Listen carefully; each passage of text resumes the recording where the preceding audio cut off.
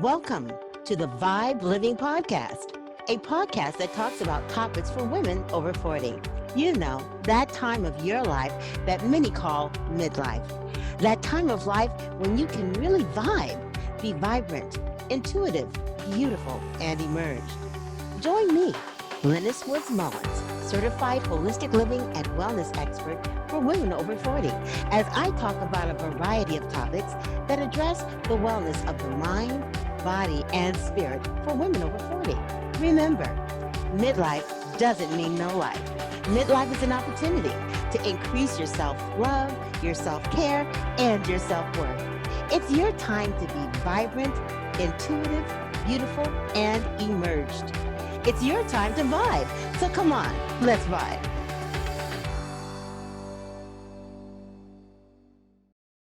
Welcome to Vibe Living Podcast. My name is Lennis Woods Mullins, and I am so glad to be with you today to talk about different ways we can vibe, be vibrant, intuitive, beautiful, and emerged as we go along our midlife journey. So let's talk, my midlife vipers. Let's talk about overcoming challenges and obstacles and partnering with our higher power to attain our success. All of us have experienced hitting the wall when it comes to having successful outcomes.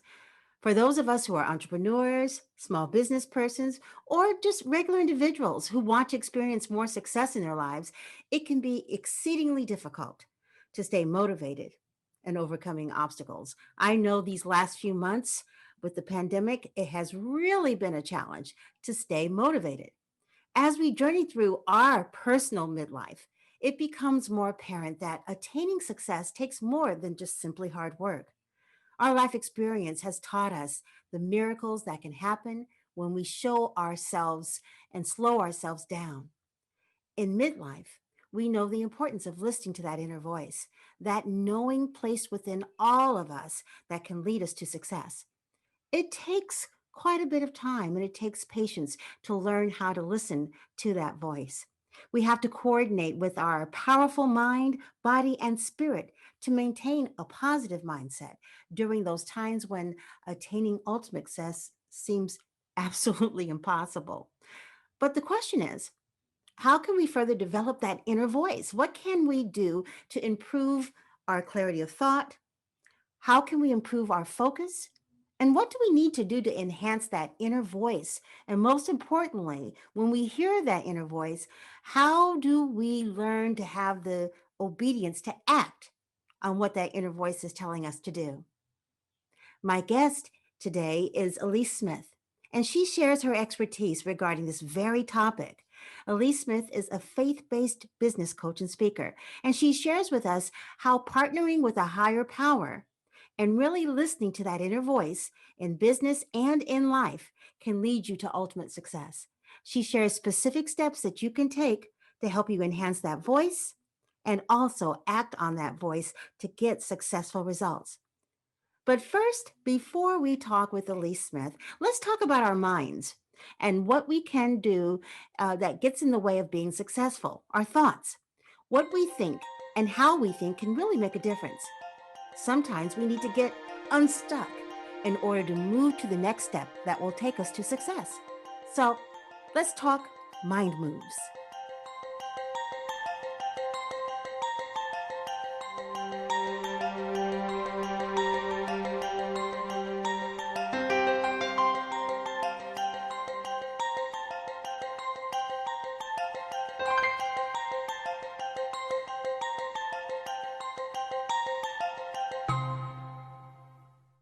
It's easy to get in a rut.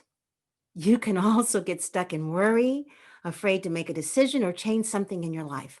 Or maybe you're disappointed with how a particular situation turned out and it just feels like it was too hard to move on. When we get stuck, we often wait for the external change to happen. But many times, change doesn't happen to us, it comes from within us. Change can be scary and it's very painful sometimes, but it's also necessary for getting unstuck. You got to change to get unstuck. And when that happens, many opportunities open up. So let's try these strategies. These are strategies that I have used to get unstuck.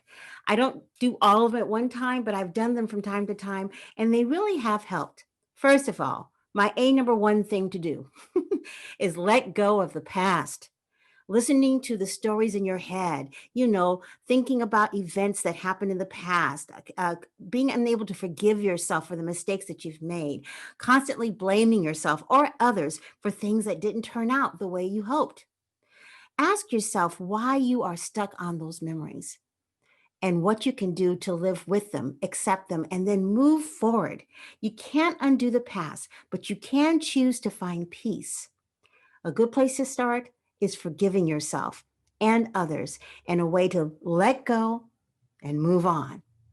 Another idea of a strategy to help get unstuck is change your perspective.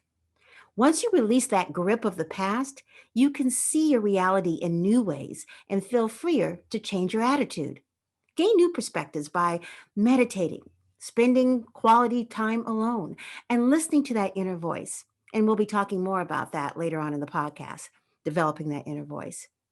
You can also take a break during the day, clear your mind, and get distance from your current situation.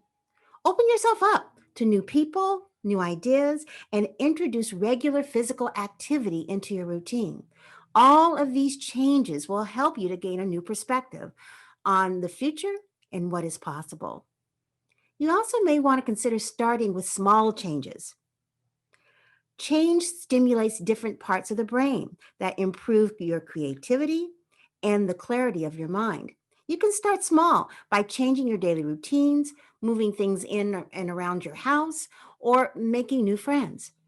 Every choice matters.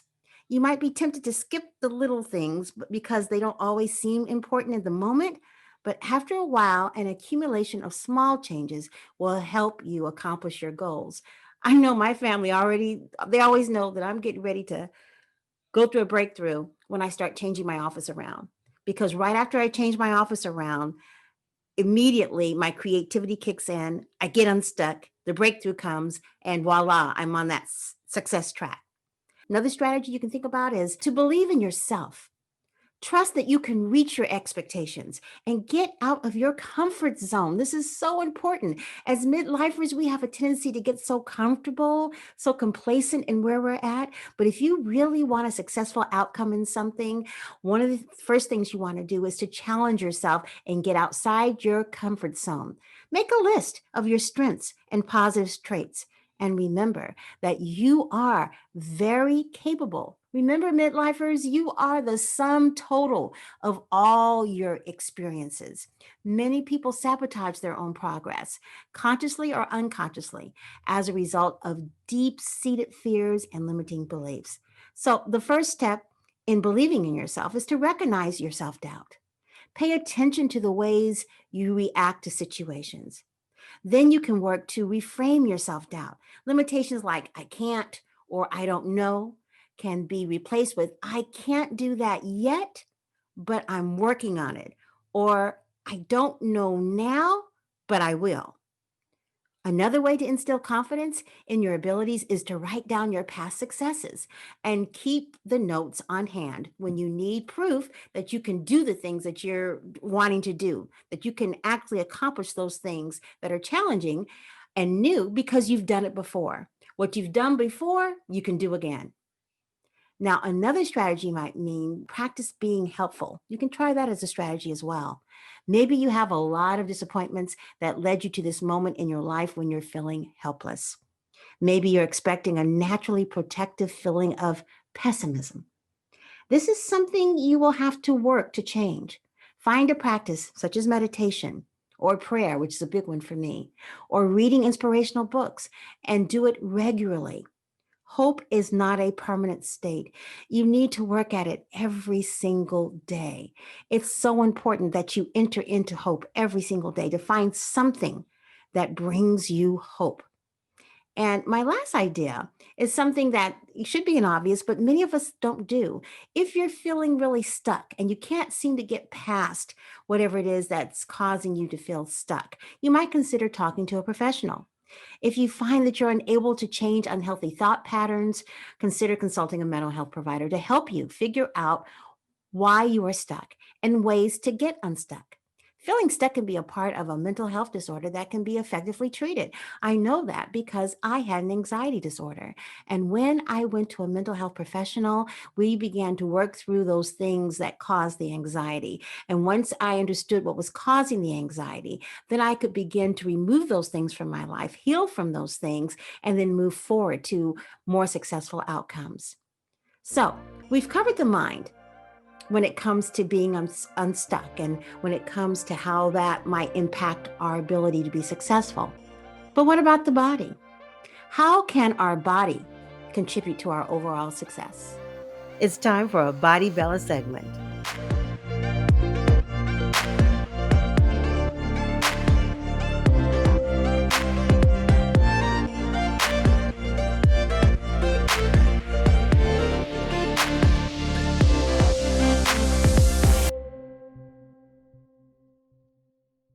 If you really want to stimulate your brain, get unstuck, increase your motivation, and basically be more successful, you have to move your body.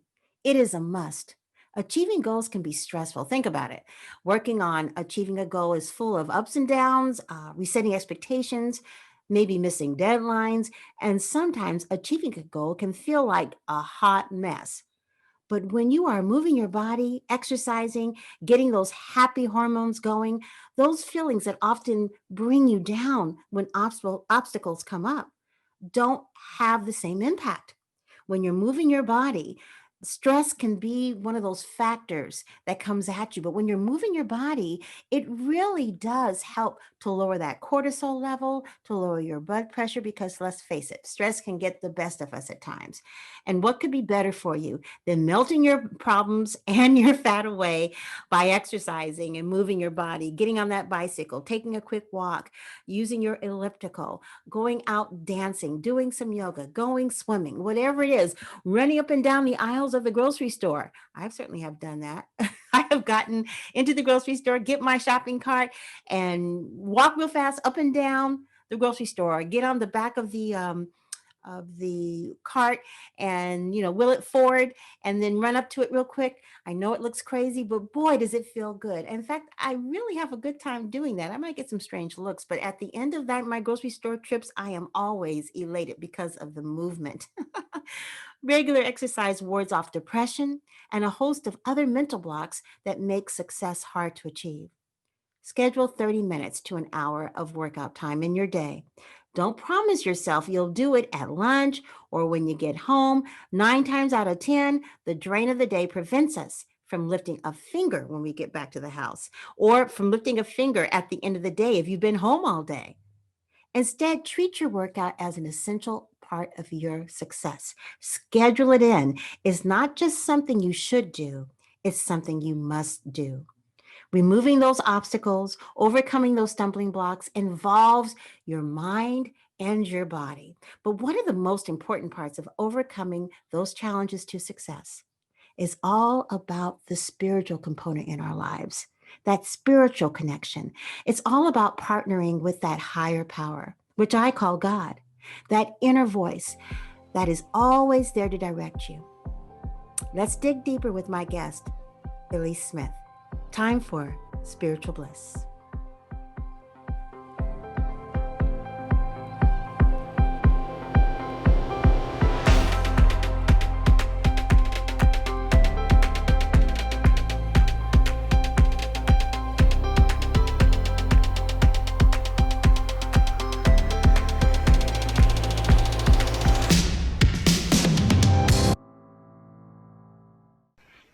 As I had mentioned in our previous segment, it really amazes me how powerful the mind is, how powerful our bodies are, and how all of that works together to help us produce desired results, to help us produce a life that we really love and a life that we want.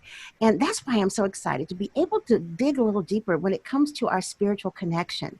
I have with me today Elise Smith. Elise Smith has a wonderful background. She's a faith-based business coach and a speaker who empowers ladypreneurs like me and so many of you out there to partner with their higher power and empower their mindset using biblical business strategies to achieve the sales goals that they want. Through her 10 plus years of coaching experience, she empowers others to not just receive motivation and inspiration, but to learn tools to grow a strong foundation in their business by, focusing on important topics such as income and spiritual producing activities, prospecting with the heart, setting a goal they can control, and increasing their confidence by overcoming their inner dream stealer. Elise has a passion to empower women entrepreneurs for all faiths to fulfill their sole purpose and to serve others by growing their business one stage at a time. I'm so glad you're here, Elise. And as I was thinking about that, I had an opportunity to have one session with you. And in just a few minutes, you gave me some aha moments in terms of things that I need to be thinking about when it comes to growing my business. Tell us a little bit about how you came to have this expertise and why you're so passionate about what you do. Thank you so much, Lennis. I'm so excited to be on this show today. So I have been coaching for about 10 years. I've helped over 100 people to achieve their sales goals, and it was more so in the corporate world. And for me, I felt so stifled in that world because even though I was having these great successes with people of helping them to achieve their goals, I knew I could take them to a much higher level if I could include God or their higher power in that. Because being Christian myself, I know that that's where my success comes from and that I am just doing His work or trying to do His work anyway. And so that is what really led me to that. So one day I was sitting in church and they were kind of almost bashing personal development of like, you'll never see personal development bring God into it because it's all about what we can do on our own. And I thought, no, like I want to be the one that helps to break that mold. And so I knew for a fact that I wanted to include the Bible, that I wanted to include God and really teaching things like having strong business meetings with God and partnering with our ultimate CEO, which is our ultimate creator. And so that is kind of where all of that got started. Is I love coaching and I'm pretty darn good at it. And I know that that can make a difference and be able to help share God's message with so many other people. It's interesting because so many times entrepreneurs hit a wall. Sometimes the wall has to do with maintaining their passion or maintaining their motivation or what to do next when everything they seem to think was going to work doesn't seem to be working or isn't gleaning the end result the way they thought it would. What kind of advice do you give to an entrepreneur when it comes to something like that? Yeah, I believe that walls are there to teach us something about ourselves, about our circumstances. When you are feeling stuck, something has to change. And it doesn't mean just barrel through that wall and put your head down and just try to go through it as fast as possible. It means that we actually have to stop for a second and then take that to our higher power and say, okay, why is this wall in front of me? Is this maybe not the path that would have me take? Or is there another way around this that I need to learn something from? I can tell you from personal experience over and over again where we just try to get through that wall as fast as possible, like there's something wrong with us. And that's not the case. That is just something to tell us, hey, that's a red flag. We need to just make a detour or do something different. So when I'm feeling stuck, that's the number one thing that I do is I take that to the Lord and I say, okay, what can I learn from this wall in my place? Because the fact of the matter is when we are on that path that our Creator has given us, it is smooth and it's easy and it flows. And when you're hitting those walls, you may just be on a path that isn't right for you. How can you increase that divine voice, that inner wisdom that we all have? We as Christians call them the Holy Spirit. Someone else may say it's their subconscious or whatever you might call it. How do you increase that? How do you tune in more to your ability to be intuitive and divinely directed? Yeah. And I love how you say tune in as well, because it's like a radio station, right? Is that, that higher power is on this specific radio station, so to speak. And when we can turn that knob to exactly that station, that's when the answers and the solutions and all of that come. And that tuning in process is really aligning our will to his. Basically saying like, okay, this is what I want, and I know this is what you want. And so how can we find that kind of almost middle ground, or how can I align my will to yours? And one of the best ways to do that my clients have found is to ask God a specific question. So many times in our prayers or meditations or whatever it is that you do to commune with your higher power, is we sit there and we say, okay, please bless me with this, or thank you for this. And we give these statements, but we don't ever really ask specific questions. Where when we can ask a specific question, that's one of the best ways to align our will to his. And the reason why I say that is because it kind of is a twofold process. When we give our brains a specific question, that's what our brains do, is they're problem solvers. And so it has to find an answer. So that kind of activates our brain to be able to find an answer to that question.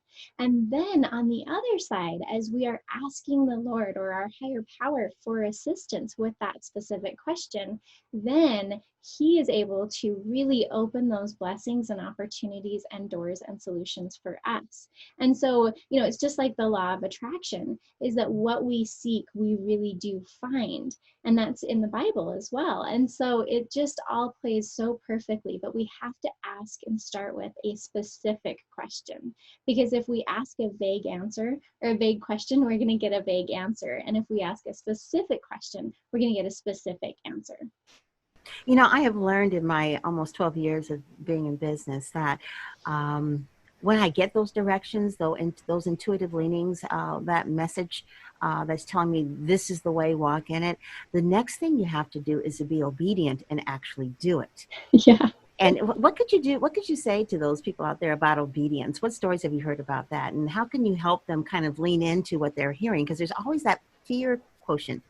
And I always say that fear is, and this isn't my quote, this is someone else's, that's false expectations appearing real. And I do know that fear is crippling, because I used to suffer from an anxiety disorder. And I can remember that my anxiety many times would keep me from acting on that inner voice. So how can you help advise people when it comes to getting that intuitive direction and then actually acting on it? Yeah, absolutely. And we've all been in that moment, right, where we get that next step from the Lord, and then we hear another voice. Like that first voice is really, really clear of, go take flowers to your neighbor or whatever that may be, right? And it can be totally random.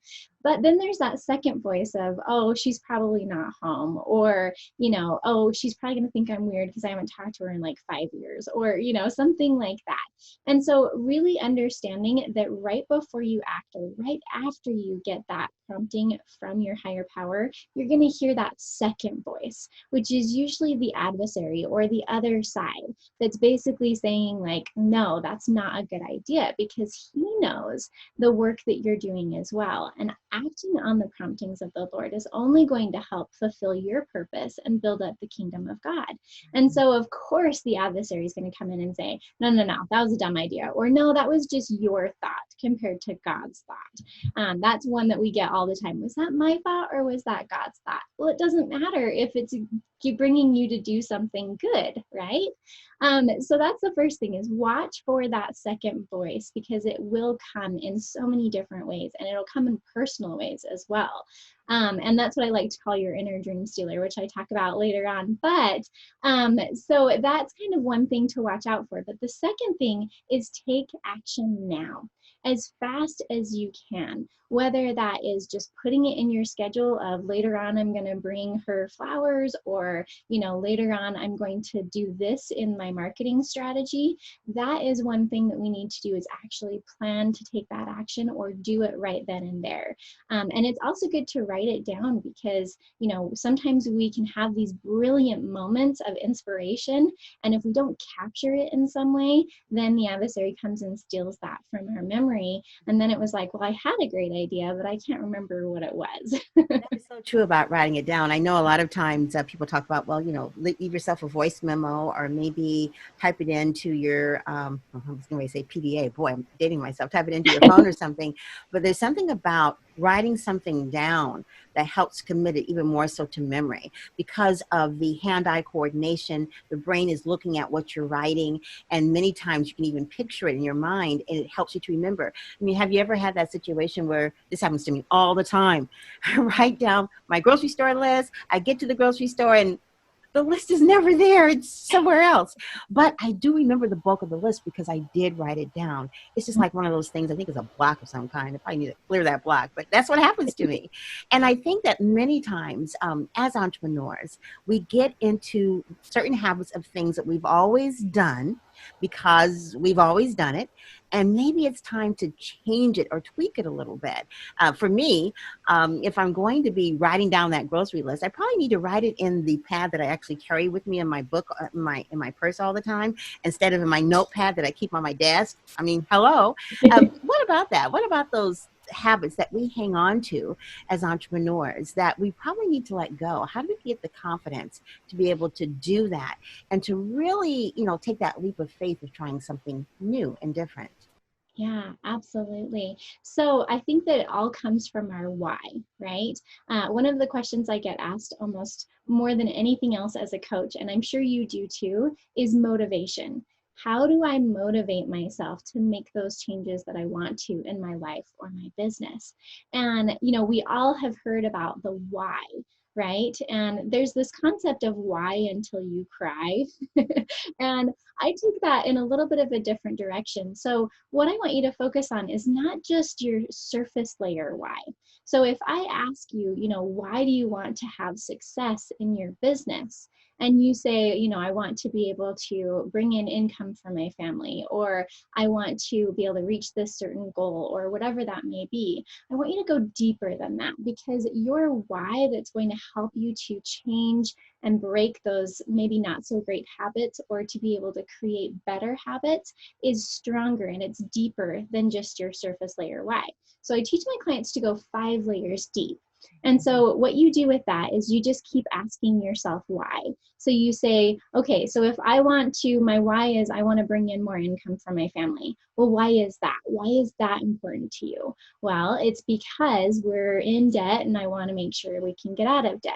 Okay, well, why is that important to you? And ultimately, as you start uncovering those layers, you feel that in your heart. It's like, oh man, it's because I love my family and I want to create those experiences with them on these amazing vacations that I have in my mind, so that we can have those for their whole life, right? That's when you can feel that. That's why it's why until you cry. But I like 5 layers deep why, because I don't really like to cry very much. I like that digging down deeper and deeper and deeper and really rediscovering your why, which actually over time will give you the reason to get passionate Yeah. and motivated and inspired again about whatever it is that you are pursuing. I think it's fascinating because we as women in particular, we usually play multiple roles. Mhm. And sometimes the idea of becoming an entrepreneur might seem overwhelming to those who aren't.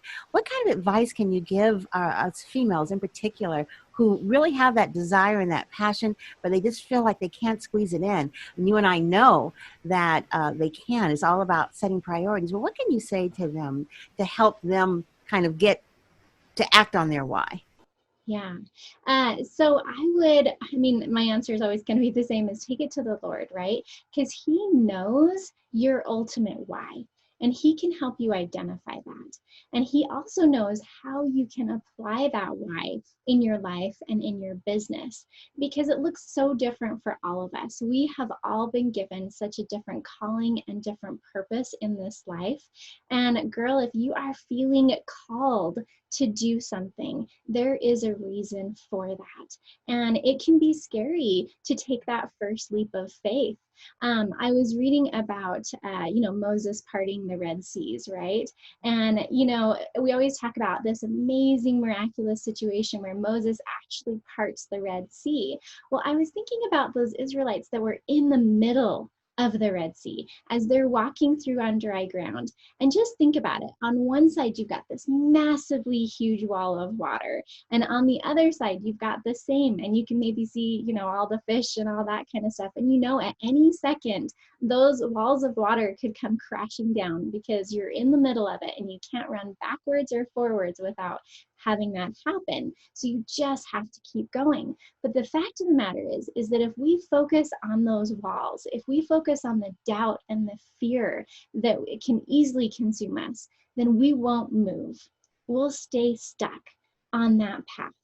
But when we keep walking and have that faith and keep taking that action every single day to fulfill that purpose that we feel like God has given us, that's when we can get to the other side and we can help other people to get to the other side as well. So don't focus on the fear and the doubt, because what we focus on expands. And just like in the scriptures, it does say, seek and ye shall find.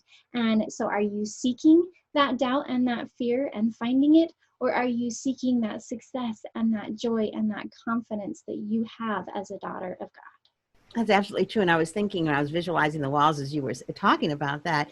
And the interesting thing is, and I'm sure you can attest to this and others as well, when you push yourself through your fears, the other side of that is exhilarating. It's like, wow, I did it. And it gives you just enough fuel maybe to do something else. There's this famous scene in the First Wives Club where it's silly. They're outside of an apartment or something like that. And they're on this painter's trellis, and the painter's trellis starts falling straight down, and they're screaming and yelling and all that. When they finally get off the trellis, and they kind of compose themselves, Bette Midler's character says, wow, that was fun. Let's do it again. Sometimes that is how life is with an entrepreneur, life in general. The very things that we fear many times can be the very things that will bring us ultimate joy and reward and success, which is important. And I wanted to talk about one more thing because I think it's really important. Well, two more things. The first thing is that let's talk about briefly the topic of failure, which is definitely something that happens with entrepreneurs. I know I have experience before I became an entrepreneur, definitely while an entrepreneur. How do we maneuver that and not let that be what defines us? Yeah, I like that phrase called fail forward, right? Is that every single quote unquote failure that we have, we are learning from it. And what I think is such a tender mercy of the Lord is that we get to fail. And what I mean by that is not only we get to learn those amazing lessons for ourselves through our own failure, but then we get to experience what other people are feeling and we get to connect with them even more. So just kind of on a personal note, I've been trying to have a baby for 13 years. We've done 10 IUIs, nothing's ever taken. It's just been the most heartbreaking and heart-wrenching experience. And we know we have children up there waiting for us. So we're doing everything we can to bring them down. But the fact of the matter is that being in that failure mode, that sucks. And it doesn't matter if it's your own failure or if it's just genetics or something like that, right? But that's really hard to be in. So what you can do in that moment is you can make a list. I'm a list maker. I make lists of everything. You can ask my husband. And I made a list of all of the reasons why I enjoyed this trial or this failure, because I felt like a failure when I looked at all the moms around me and that I couldn't have that. That was something that I really, really struggled with and still do, I have to admit. But I make a list of all the reasons why I enjoy this failure or have this failure as a blessing. And one of the best reasons why I think God has given me this trial is to be able to connect with those women who have gone through those same experiences. And it's the same thing with business too. I have failed at so many different parts of business and so many different businesses. I've been an entrepreneur since I was 18. So I feel like I have gone through all the ups and downs and learned every lesson you possibly can. And I'm still learning every lesson. And so I'm able to better, succor and to guide and to go through those experiences with my clients because I've been through that. And I just think that's such a tender mercy that the Lord allows us to fail for ourselves and for other people. That's absolutely true. I think that failure isn't necessarily what defines us, but it's just one of the many experiences that we go through that fine tunes us to Yeah. be able to receive whatever it is that God has for us. And, I think that living a life as a woman these days, in terms of all the different roles um, that we play, I talk about this all the time. We still want to be able to vibe. We want to still be able to stay vibrant, intuitive, like we talked about, beautiful on the inside and the outside. And we want to be immersed, using all those accumulations of experiences, the good things and the bad things, to propel us forward to even more success. So I have to ask you, Elise, how do you vibe? Yeah. So every day I start with my daddy daughter time, is what I call it, where I can really commune with God. And that's my moment where, everything else is shut off and it's early in the morning, so I don't have anything else on my plate. And that's where I start my day. That's where I co create my day with God. And we go through and we say, okay, here's what's on the calendar today, and here's, maybe who I can help. And it's just kind of this daily check in that I have with Him, that is so sacred and so special to me, where I read the scriptures and I learn the things He would have me learn. And the other thing is I take time to listen to Him. Sometimes we pray and then we get on our feet and go, but what I do is I set an alarm for 3 minutes, because if I don't do this, then I'll do it in like 10 seconds and get up and go. So I set it for 3 minutes, and I start and I say, hey, God, what would you have me hear, do, listen for, learn from, whatever that is that I feel impressed to say that day. And then I just listen. I grab a piece of paper and a pen and I write down anything that comes to mind. And sometimes there's days where He's just like, you're doing a great job, Elise. I'm just so proud of you. And that's that energy that I need to get through the rest of the day. And then throughout the day, one of the things that I do is I literally like push away from my desk and take a couple of deep breaths in and out. And for me, the words that I have for myself is just like, when I breathe in relaxation. And when I breathe out, I breathe out the word release. And I do that only for like 3 seconds in between meetings or in between different tasks that I'm doing, just so I can almost reset. And then I thank God for that time that I've had. And just in like 30 seconds, I create what I want to have in that next time block or that next meeting. And it's so neat to be able to co-create with God like that, because we create everything spiritually or mentally before we create it physically. And so why not create what we actually want to have? And that is one thing that helps me to really stay vibrant and to stay connected with God all day long. That's beautiful. In fact, in the earlier segment, I was talking about something I call starting your day in a positive way. And you're absolutely right. Spending those quiet moments is so important in terms of setting your day and to being able to look forward to positive outcomes based upon setting your day in a positive way. Well, I have loved this discussion with you, Elise, and thank you so much for talking to us about divine guidance, especially as entrepreneurs. And I know there's entrepreneurs out there who are going to want to know more about you and how your services can help them. What's the best way to contact you? Absolutely. So come visit divinelydrivenresults.com. In fact, you can actually book a free strategy session with me the week that this airs. I would love to offer that to you, where we can really dive into your business and figure out how you might be having some gaps, and where we can really infuse some quick cash into your business in the Lord's way, where we can plan that out for you and figure out how to be able to take your business to the next level. And we can even talk about my Divine Solutions Mastermind that talks about combining Bible study with business masterminding as well as networking. It's a lot of fun. But let's hop on a call. I'd love to get to know you more. So that's divinelydrivenresults.com.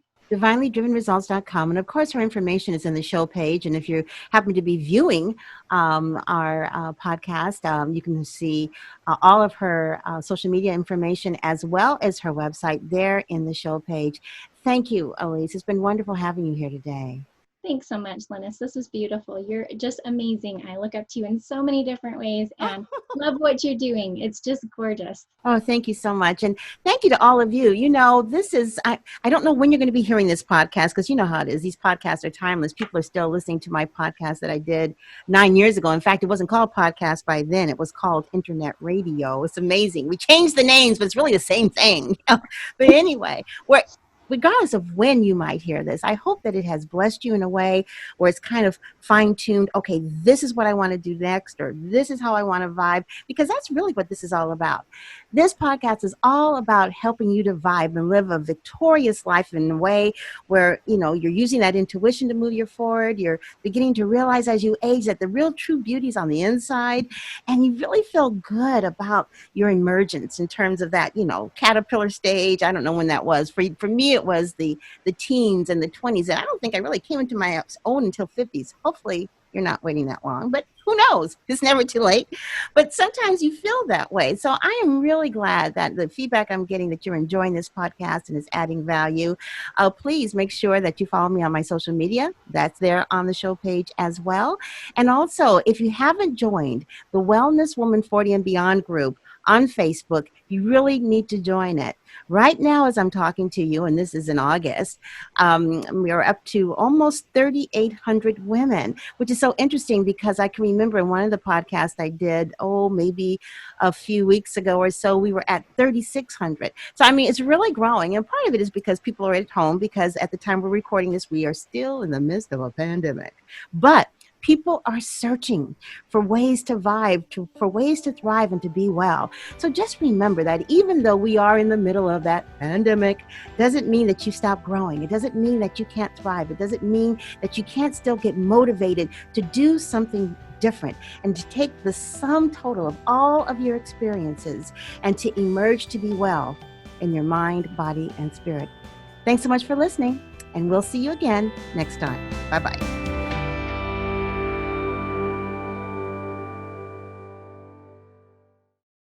Thank you for listening to the Vibe Living Podcast. Please feel free to download, rate, share, and like the show. To find out more about living a vibe life, go to my website at wellnesswoman40.com or email me at vibelivingpodcast@gmail.com. Have a fantastic day, and don't forget to vibe.